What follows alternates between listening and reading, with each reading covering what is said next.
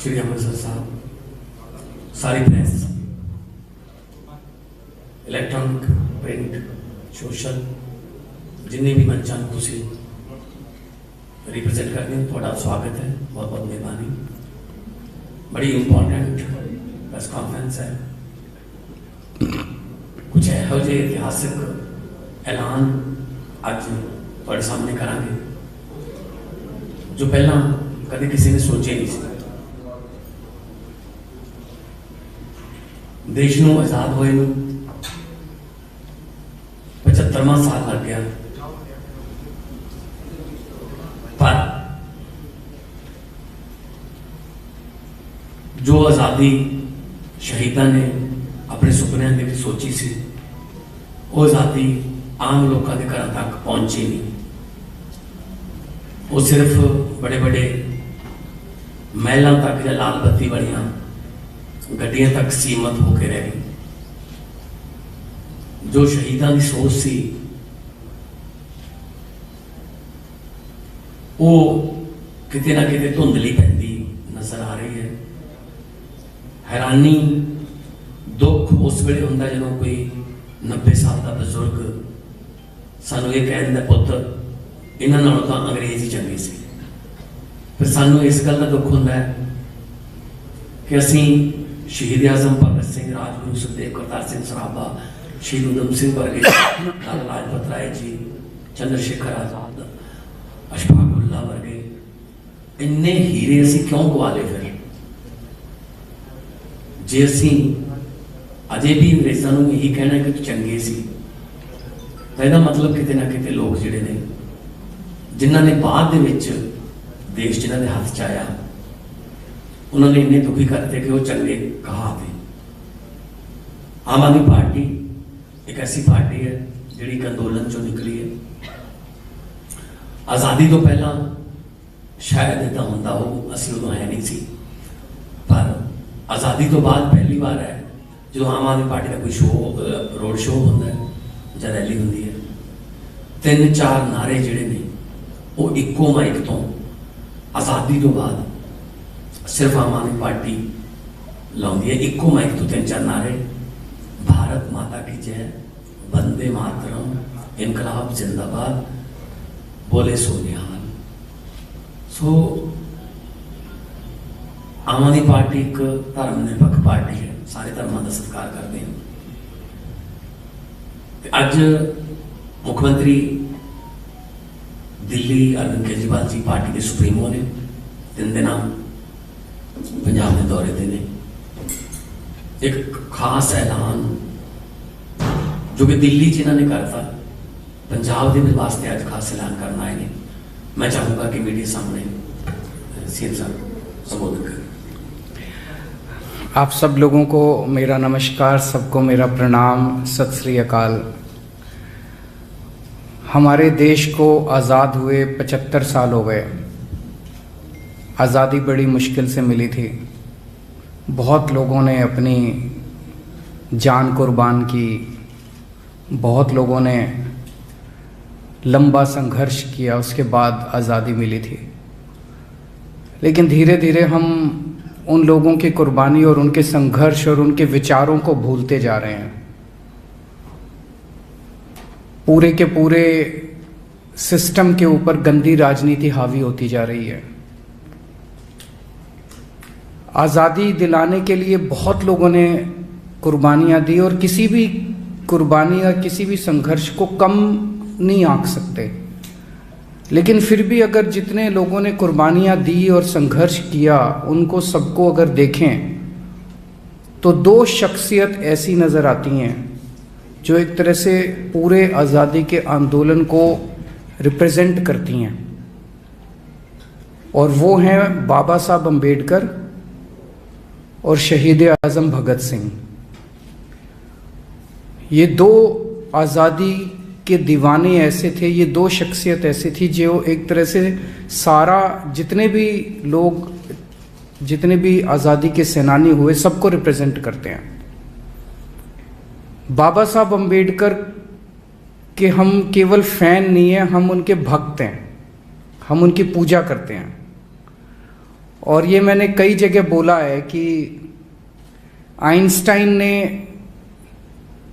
महात्मा गांधी के लिए कहा था कि आने वाली पीढ़ियां ये यकीन नहीं करेंगी कि ऐसा शख्स पृथ्वी के ऊपर, हार्ड मास का ऐसा शख्स पृथ्वी के ऊपर कभी पैदा हुआ था, कभी चला था। वो बात मैं बाबा साहब अम्बेडकर के लिए कहना चाहता हूँ कि बाबा साहब अम्बेडकर का जो संघर्ष था, जो उन्होंने जिंदगी में हासिल किया, मेरा अपना मानना है कि आज जितना मैं उनको पढ़ता हूँ, जितना हम लोग उनके बारे में, उनके विचार और उनके संघर्ष के बारे में पढ़ते हैं, यकीन नहीं होता कि ऐसा व्यक्ति पृथ्वी पे आया था। एक गरीब घर में जन्मे, बहुत ही गरीब, महार जाति से आते थे। उस टाइम बहुत ज़्यादा उनको अछूत माना जाता था, छुआछूत का उन्होंने सामना किया। क्लास में जाते थे, क्लास के बाहर बिठा दिया जाता था, क्लास में नहीं घुसने देते थे। वो शख्स जो एक छोटे से गांव से इतने गरीब घर में, उनके खाने को नहीं था, कई भाई बहन थे, वो वहां से निकल के वो शख्स अमेरिका से और लंदन से 2 पीएचडी की डिग्री लेके आता है। मैं तो सोच रहा था 1914-15 में इंटरनेट भी नहीं था, कोई जानकारी भी नहीं थी, उनको पता कैसे चला होगा कि अमेरिका में ऐसी कोई यूनिवर्सिटी है, कैलिफोर्निया यूनिवर्सिटी है, लंदन स्कूल ऑफ इकोनॉमिक्स है, वहाँ फॉर्म कैसे भरते हैं, फॉर्म कहाँ से मिलते हैं, वो पता नहीं उन्होंने कैसे सारा, और फिर स्कॉलरशिप का इंतजाम किया और फिर वहाँ गए और फिर वहाँ से पीएचडी करी और 2 पीएचडी करी। आज के ज़माने में एक विदेश से, हम अपने बच्चों को कईयों को विदेश भेजना चाहते हैं, 1 पीएचडी करना मुश्किल है, एक बाहर से पढ़ाई करना मुश्किल है। उन्होंने 2 पीएचडी करी, मास्टर्स की, खूब सारे कई सब्जेक्ट्स के अंदर उन्होंने मास्टर्स की डिग्री करी। उसके बाद देश का संविधान लिखा, देश के कानून मंत्री बने। उन्होंने अपनी जिंदगी में शिक्षा को सबसे ज्यादा महत्व दिया, सबसे ज्यादा महत्व उन्होंने शिक्षा को दिया। उनके और शहीद आजम भगत सिंह के रास्ते अलग अलग थे, लेकिन उनकी मंजिल एक ही थी।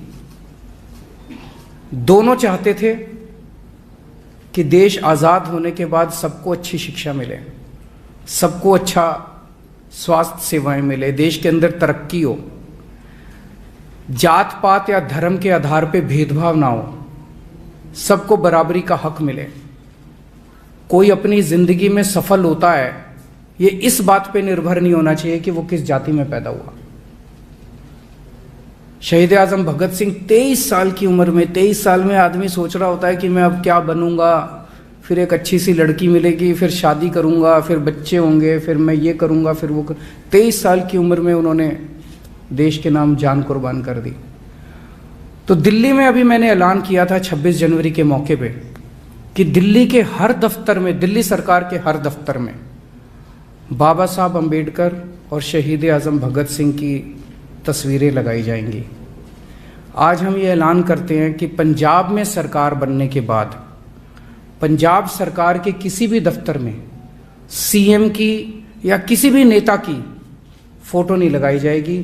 बाबा साहब अम्बेडकर और शहीद आजम भगत सिंह की तस्वीर पंजाब सरकार के हर दफ्तर के अंदर लगाई जाएगी, ताकि उनको देख के हम लोग, हमारी पीढ़ी, आने वाली पीढ़ी प्रेरणा ले सकें। जितनी बार हम उनको देखेंगे, उनके संघर्ष हमें याद आएगा, उनकी कुर्बानी याद आएगी और उनके विचार याद आएंगे। तो दिल्ली सरकार, मैंने ऐलान किया था कि दिल्ली सरकार बाबा साहब अम्बेडकर और शहीद आजम भगत सिंह के विचारों पे चलेगी। पंजाब सरकार भी शहीद आजम भगत सिंह और बाबा साहब अम्बेडकर के विचारों पे चलेगी। मान साहब भी कुछ? बहुत इतिहासक फैसला है। आम तौर पे तुसी देखते हो सरकारी दफ्तਰਾਂ ਦੇ ਵਿੱਚ प्रधानमंत्री ਦੀ ਜਾਂ ਮੁੱਖ ਮੰਤਰੀ ਦੀ ਫੋਟੋ ਲੱਗੀ ਹੁੰਦੀ ਹੈ।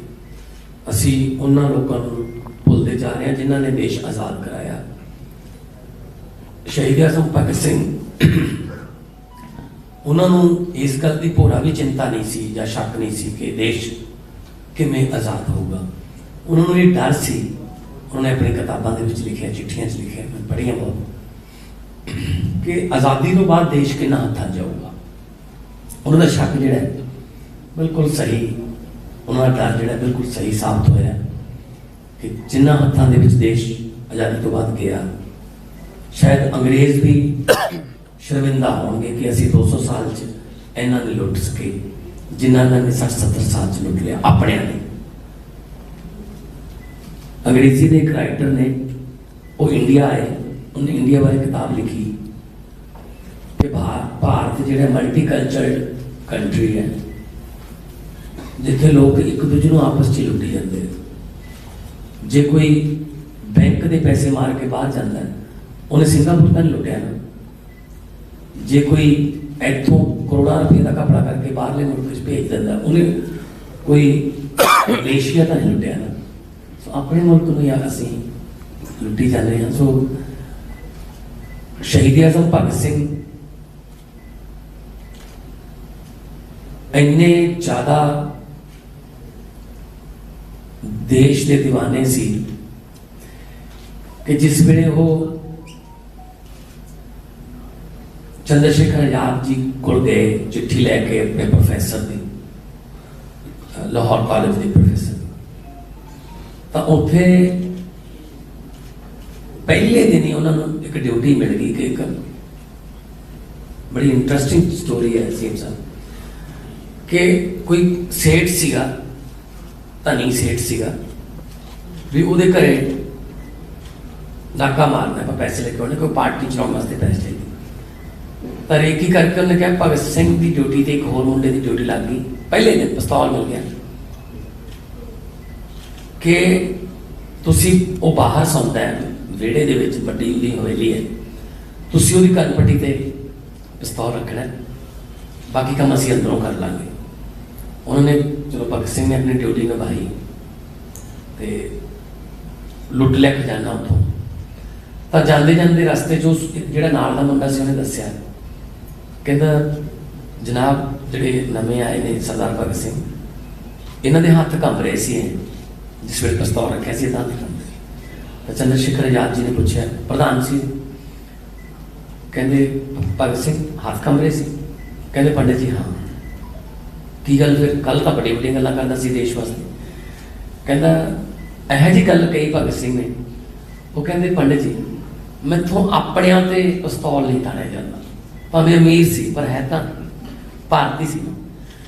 गोरियां दे तुसी जिथे कहोगे निशाना इत्थे लाउणा इत्थे ला दूंगा, हथ नहीं कंबदा। अपने ते पिस्तौल नहीं ताड़िया जाता। उस तो बाद चंद्रशेखर आजाद होया अपने भारतीयों के घरां दे विच कोई पैसे पूसे लैने या कोई बंद करता, वो फिर गोरियां का खजाना लेके जाना नहीं, ट्रेन लुटन लगे। भगत सिंह का पहले दिन ही कहा कि मैथों अपने ते पिस्तौल नहीं ताड़िया जाता, इन्ने ज़्यादा देशभक्त सी। सो भगत सिंह उन्होंने आज़ादी लियांदी, बाद में बाबा भीमराव अंबेडकर जी ने उस आज़ादी की व्याख्या की कि समानता किवें आऊगी, सबनों समानता लेके आओ कि ये ना हो कोई छूट छाप या जिमें कोई किसी नाल जात पात ते होवे। सो इन्हां दोनों का जिहड़ा सुमेल है वो बहुत ही कमाल है। सो मैनूं बड़ी खुशी है, मैं खुद शहीद आजम भगत सिंह बहुत बड़ा फैन है। मैं कल्ला नहीं, बहुत लखों लोग ने जो फॉलो करते हैं।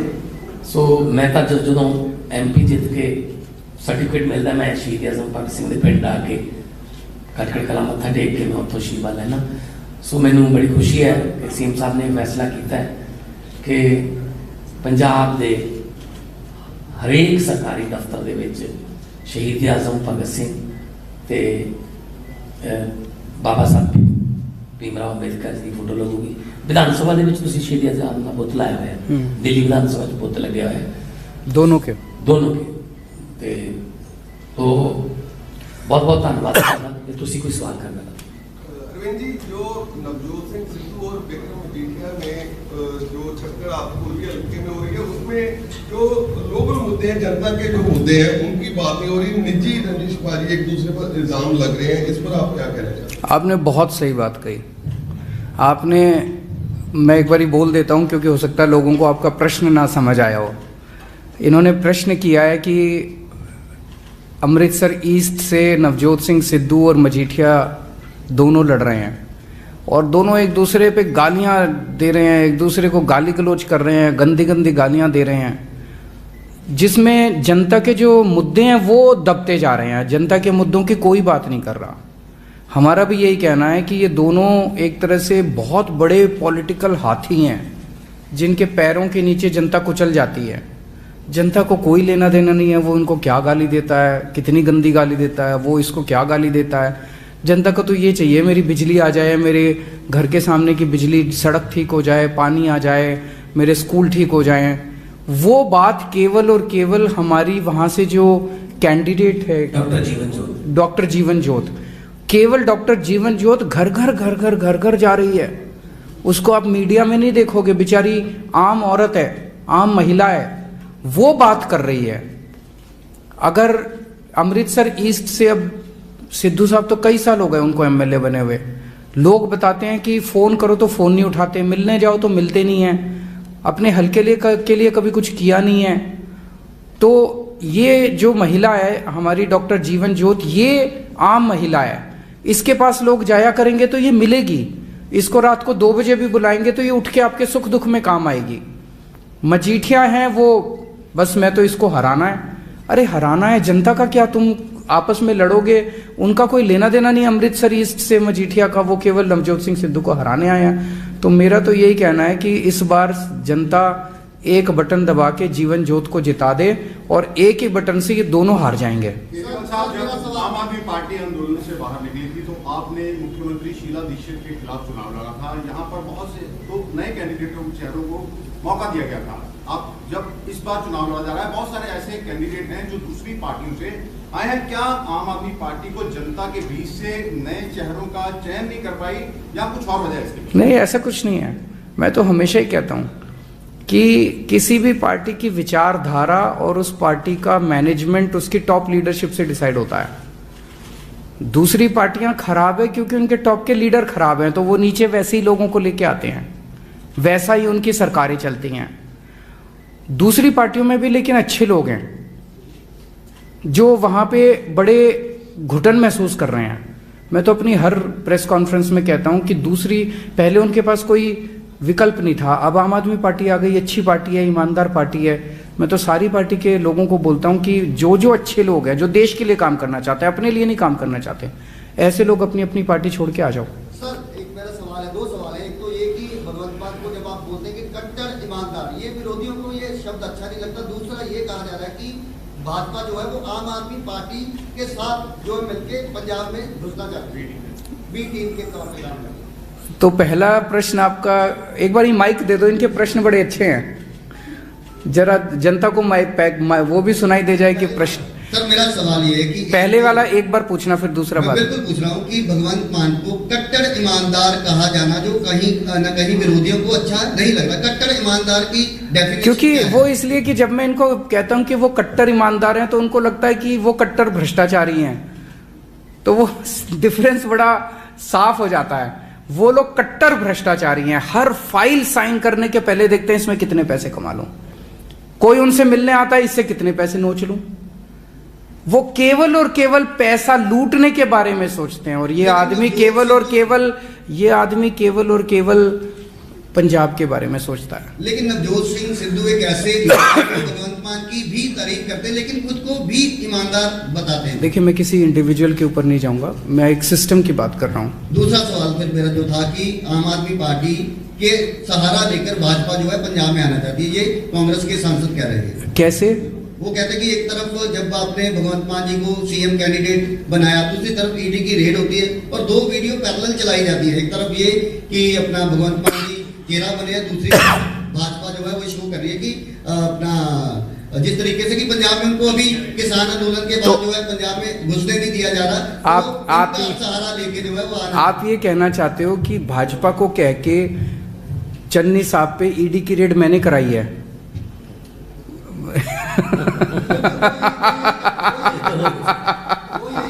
अगर मैं इतना पावरफुल हूं तो फिर तो मैं 2-4 के ऊपर और करा दूंगा।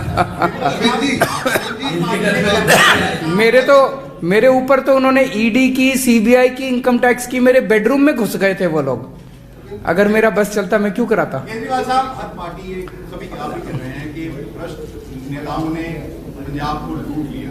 आम आदमी पार्टी की सरकार बदली है तो जो पैसा लूटा गया, जिन्होंने बड़े बड़े महल खड़े किए या किसी तरह से वो संपत्तियां उनके पास है, उसको लेकर कोई आपके पास कोई प्लान है? एक कमेटी का गठन किया जाए, एक पैसे वसूल किए जाए? मेरा सवाल एक एक पैसे का हिसाब लेंगे, एक एक पैसे का हिसाब लेंगे। जितना इन्होंने लूटा है सारा पंजाब का पैसा वापस लिया जाएगा। एक गल हो रहा है सर कि कहा जाता है कि पंजाब पर 3 लाख करोड़ का कर्ज है। मेरा सवाल है कि वो कर्ज 3 लाख करोड़ कर्जा खर्चा कहाँ गया, कहाँ खर्च हुआ? ना तो कोई स्कूल बनाया है उन्होंने पिछले 20 साल में, ना कोई यूनिवर्सिटी, ना कॉलेज, ना अस्पताल, ना कोई सड़क। नवजोत सिंह सिद्धू भी कह रहे हैं कि इन सब नेताओं की जेबों में गया पैसा सारा। तो 14.5 साल सिद्धू साहब उनके साथ थे, पिछले 14.5 साल से 9.5 साल हो गए बीजेपी और उसके अकाली दल के, और 5 साल इनके, 14.5 साल सत्ता का हिस्सा है। अभी भी सिद्धू साहब कह रहे हैं बदलाव की राजनीति आएगी। अरे किसको बदलाना चाहते हो आप? हम कह रहे हैं कि इनको बदलाव। तो राहुल गांधी के सामने उन्होंने कहा, शरियाम कहा कि मुझे कोई फैसला लेने की शक्ति देना, मुझे दर्शनी घोड़ा मत बनाना। वो तो अपनी लड़ाई, उनकी लड़ाई भ्रष्टाचार के खिलाफ लड़ाई नहीं है, उनकी लड़ाई पंजाब को सुधारने की लड़ाई नहीं है, उनकी लड़ाई मुख्यमंत्री बनने की लड़ाई है। Last question. Bharatiya Janata party ने कहा है कि दिल्ली में धर्मांतरण को लेके कानून क्यों नहीं बनाते? पंजाब में जो धर्म की राजनीति करते हुए केजरीवाल जी प्रचार कर रहे हैं कि पंजाब में ये। देखिए, मेरा अपना ये कहना है, किसी भी व्यक्ति को कौन से धर्म में मानेगा, जिस धर्म में पैदा हुआ उस धर्म को मानेंगे, किसी और धर्म, ये सबका अपना निजी मामला है। इसमें हस्तक्षेप देने का किसी को अधिकार नहीं है। आप इस भगवान को मानते हो, आप उस भगवान को मानते हो, आप इस धर्म में विश्वास रखना चाहते हो, आप दूसरे धर्म में जाना चाहते हो, ये सबका निजी मामला है। इसमें किसी सरकार को हस्तक्षेप करने का अधिकार नहीं है और ये संवैधानिक अधिकार है। लेकिन एक मिनट उनका प्रश्न तो पूछा होता है, तो उनका छोड़ दूं, उनका जवाब ना दूं, उनका जवाब ना दूं? आपका प्रश्न जवाब देंगे, लेकिन पहले उनका सुनिए आप। ऐसे ये बदतमीजी नहीं चलेगी, ये गलत बात है ये। लेकिन किसी भी व्यक्ति से लालच देके, धमकी देके, जबरदस्ती करके किसी का धर्म परिवर्तन करना गलत है।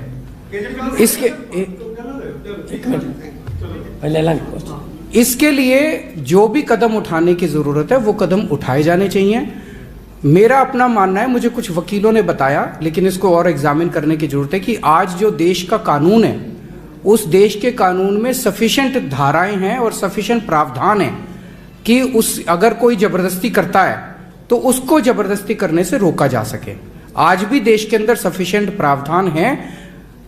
नया कानून बनाने की जो बात है, ये जो कर रहे हैं ये लोग, ये पॉलिटिकल इशू है। ये इन लोगों को कोई किसी से कुछ लेना देना नहीं है। जो कर रहे हैं पॉलिटिकल इशू है, लेकिन इसके लिए जो भी कदम उठाने की जरूरत है कि जबरदस्ती किसी का भी धर्म परिवर्तन करना, ये गलत काम है। हाँ जी। अमरिंदरपाल सिंह भुल्लर की रिहाई के लिए पंजाब में मामला गंभीर रहा है। वो बोल रहे हैं कि आम आदमी पार्टी का जो विरोध है वो सिख जथेबंदियां कर रही हैं। अभी भी आपके पास मैसेज मिला होगा कि बाहर भी कत्ल हुए हैं, तो क्या अड़चन क्या है प्रोफेसर? मैंने कल भी इसका डिटेल में जवाब दिया था, दोबारा आपको बता देता हूँ। सबसे पहली बात, ये सेंसिटिव मामला है। इस पे केवल और केवल अकाली दल गंदी राजनीति कर रहा है और हम इस गंदी राजनीति की कठोर निंदा करते हैं। जो अकाली दल कर रहा है, ये गंदी राजनीति कर रहा है, इसकी हम कठोर निंदा करते हैं।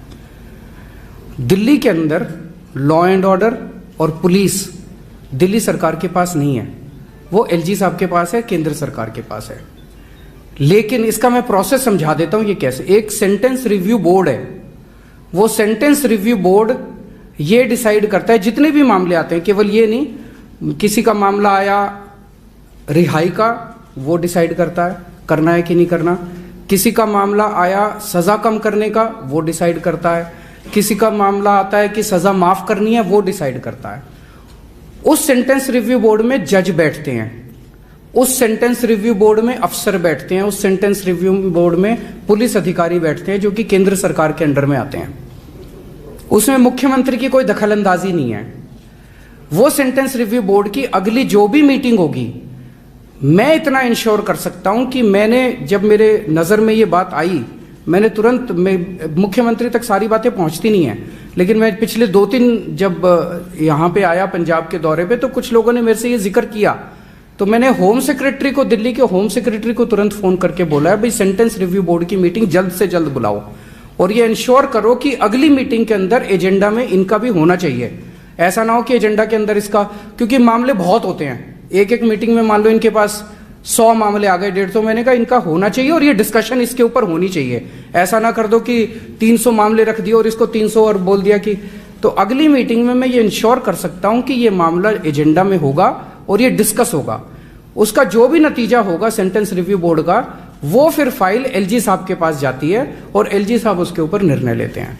तो आप इंतजार कीजिए सेंटेंस रिव्यू बोर्ड की अगली मीटिंग का, मैं ये इंश्योर कर सकता हूं कि जल्द से जल्द हो। एक और बात है इसी में, अभी यहाँ पे मजीठिया या सुखबीर बादल भी पीसी करेंगे कहीं, उनको ये जरूर पूछ लेना कि जो उनके परिवार को मतलब बर्बाद करने वाले सुमेश सैनी थे, उनको डीजीपी किसने बनाया था, ये पूछ लेना।